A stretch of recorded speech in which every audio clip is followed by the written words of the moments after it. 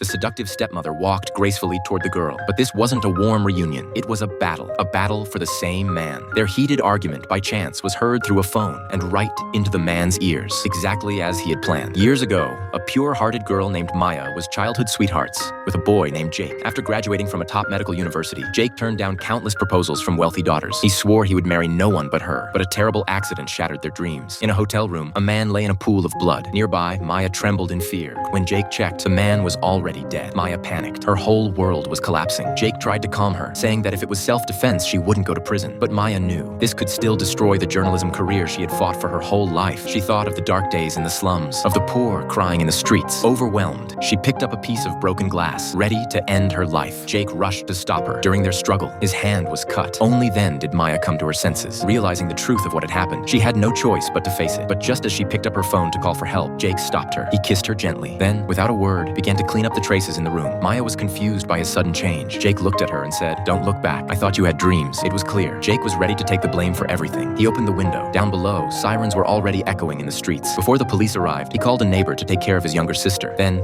in his ears, he heard Maya's last words before leaving. "I give you my whole life, for the rest of my life." But as soon as Maya left the hotel, she walked straight into the arms of a powerful tycoon. Turns out, the dead man had been holding evidence, proof of the tycoon's corruption. Maya, once a woman of justice, didn't report it. Instead, she chose the easiest path to success. Maya came from nothing. Her mother was a brothel madam. Her brother was a drug addict. When she was young, her brother tried to sell her to a brothel. In her escape, she stumbled into Jake's home. He hid her, protected her. Since then, Maya had found someone to rely on. Every time she was beaten, Jake treated her wounds. Through hard work, she finally became a respected reporter. But when she went undercover to expose the tycoon, she was assaulted by the man holding the evidence. That night, something inside her changed. That night led to murder. That night led to betrayal. She stepped over Jake's body and walked into the arms of wealth. 7 years passed. Maya became Mr. Harris's second wife. She gave birth to a healthy son, but she had to stay cautious, especially around the tycoon's daughter, Olivia. Ever since Maya entered the family, Olivia's mother had fallen into depression and passed away. Olivia saw Maya as her enemy, and Jake, his life had fallen apart. Because of his criminal record, his once bright future was gone. He now survived by working as a male escort, entertaining wealthy clients for a living. One day,